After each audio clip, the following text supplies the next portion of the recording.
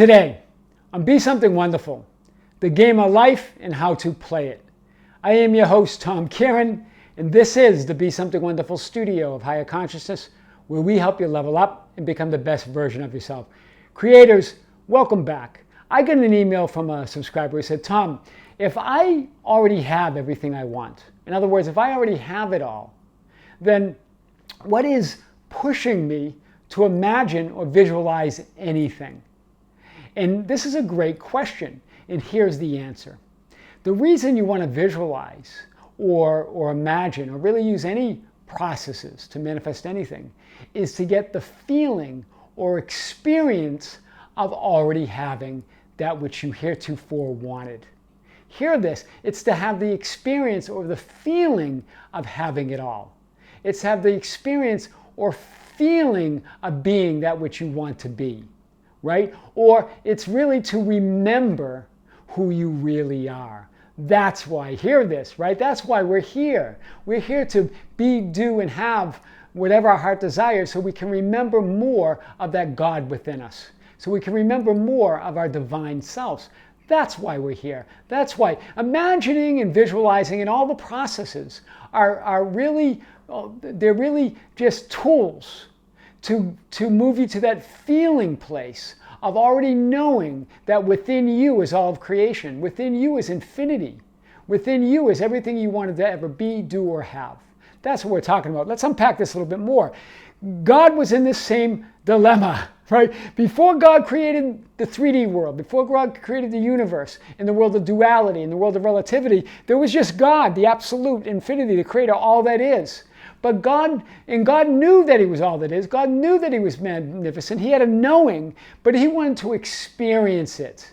He wanted to experience what it's like to be absolute. He wanted to experience, he wanted to know what his magnificence is like. He wanted to experience his magnificence. But you can't experience if that's all there is, right? There's nothing relative to it. That's why God created you, me, in the world of relativity, in his image, as creators, so we can create our own reality. So God, through us, could experience the relativity, the duality of the 3D world. So God could experience what he is not, to experience who he really is, right? Because how could God experience it if he doesn't experience what he's not? Through us, God is experiencing that. So the all-knowing, to know itself experientially, created you in his image and likeness, right? Why? Because knowing you have it all is not the same thing as experiencing it all, experiencing that you have it all, right?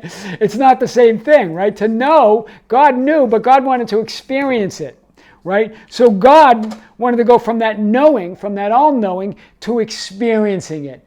And you are here to experiencing it, to know that you are God. You're going from experience to knowing, right? That's the game of life. Right? That's the game of life. That you came here and forgetting who you really are. That's part of the game. That's part of the rules, the amnesia. So you don't remember that you're already God. So you don't remember that it's all within you. So you can create it and become more and more of who you really are. That's big. Let's unpack this a little bit more. So the game of life. You've identified so strongly with the 3D you that you've forgotten that it's a game. Hear this, you've forgotten, you have that amnesia, right? You think this 3D world is struggle and strife and you have to bang it out, right? But you've identified so strongly you've forgotten that it's a game. And that was the purpose, right? Your soul, that greater you, your soul wants to experience duality, wants to experience relativity, wants to experience that is and what is and what is not, right? The wanted and the unwanted, right? Your soul incarnated into your body to experience duality of the 3D world of relativity, right? And in the absence of that which is not, that which is not. This is Neale Donald Walsch. This is God through Neale Donald Walsch. In the absence of that which is not, that which is not. You need the world of relativity to know what you are. So, and how do you know who you are? By knowing who you are not. And that's God having that experience through you. In the absence of that which is not, that which is not, right? For all that is, that's God to experience itself. This is big. And so God, all that is, infinite intelligence, went from knowing to experiencing that knowing, right? To feel the experience of being magnificent, right? All that is divided itself into parts, with each part containing the whole, right? The world of relativity was born with this and that, and a here and a there, and also that which is neither here nor there, right? The back of everything, the first cause, right? God, right? Containing everything. Everything is God, right? But there's this, that, here and there, and there's that which is not. There's that is which is, and there's that which is not. That's all God, right? And then the polarity of love and fear were created, right? There was just love. But without, how do you know love if there's just love? And so that polarity of fear was created, right? So we could know love. And then linear time, so we could experience the world of relativity, right? So there were rules to the game. The game of life has rules. One, that you have amnesia, that you don't remember you're God, that you don't remember you're that infinite being. So you can have the experience of becoming it. So you have the experience of returning to it, as you have the experience of remembering it. Right? That in linear time was created to have that experience of the illusion of the past, present, and future. So, because if you don't, everything would be happening at the same time. You wouldn't have experience. It would all just happen, and it would all just be absolute, right? So you forgot that it's only a game. Think of it this way. It's like getting engrossed in a movie, a good movie, and you forget that it's a movie. Right? It's in the back of your mind, but you're not saying throughout the movie, it's just a movie, it's just a movie, right? You forget, you get engrossed. That's part of the game, forgetting that it's a game, so you can enjoy it, right? So you can enjoy the 3D world once you know it's a game, right? Just like you can enjoy a movie when you know it's just a movie, but you can get engrossed with it. This is the idea, right? You can't lose. It's always a happy ending.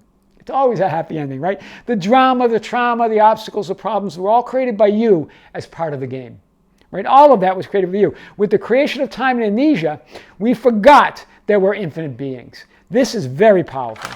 So, and of course, we have linear time, right? Where the past goes to the present creates the future. But we now know that it's not that the past and present create the future, but that it's all happening at one time, and that in the powerful now, you create both the future and the past in that now moment. You influence it all. That's the power, right? You're already infinite and limitless. You know it all. You see it all. You are it all. You're multidimensional. You're everywhere and every time at once, right? You are here in 3D to experience yourself as something much less so you can experience yourself become more. Hear this. This is big. You are here in 3D to experience yourself as something much less than who you really are. So you can experience yourself become more.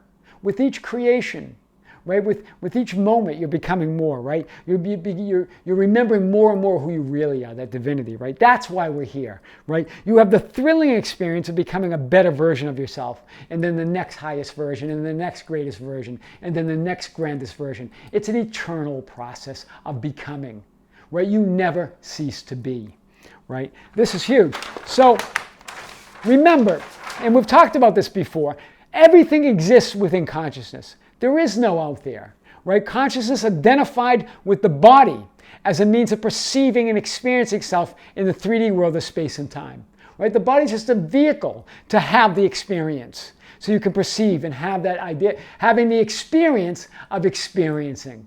Hear this, right? You are not within the universe in the 3D world. Rather, the universe in the 3D world is within you. We established this, right? You are the cause. Everything happens through you. Nothing happens to you. You are not a victim. There are no victims. There are no villains. Right? You are a creator. So all of your desires are already yours to experience to the extent that you allow yourself to be that experience. I want to say this again. So your desires are already yours to experience only to the extent that you allow yourself to be that experience. You must be the experience to experience those desires. Remember, you are consciousness. In the end, that's all you are, is experience. Everything around us is just an experience. This is big, right? It's not about having more. It's about being more, right? To remember the more and more of that 99.9999% of divine energy that you're made. To remember that you're mostly divine. You're all divine, really. To shake off the bogus belief that you're some limited, powerless, small being. This 0.0001%, right? It's the game of life. The game of life's about remembering more and more of who you really are, and a never-ending expansion of the next biggest and grandest version of yourself. That's the game of life, and how to play it. I am your host, Tom Karen, and this is the Be Something Wonderful studio of higher consciousness, where we help you level up and become the best version of yourself. Don't forget to subscribe. Hit the notification button, like and share our videos. That's how we get our message out. Hit us up on Facebook at Be Something Wonderful, on Instagram and Twitter at Tom Karen, our website at tomkaren.com or BeSomethingWonderful.com, or write me anytime at info@BeSomethingWonderful.com. I would love to hear from you. Until next time, with great love, this is Tom. See you soon.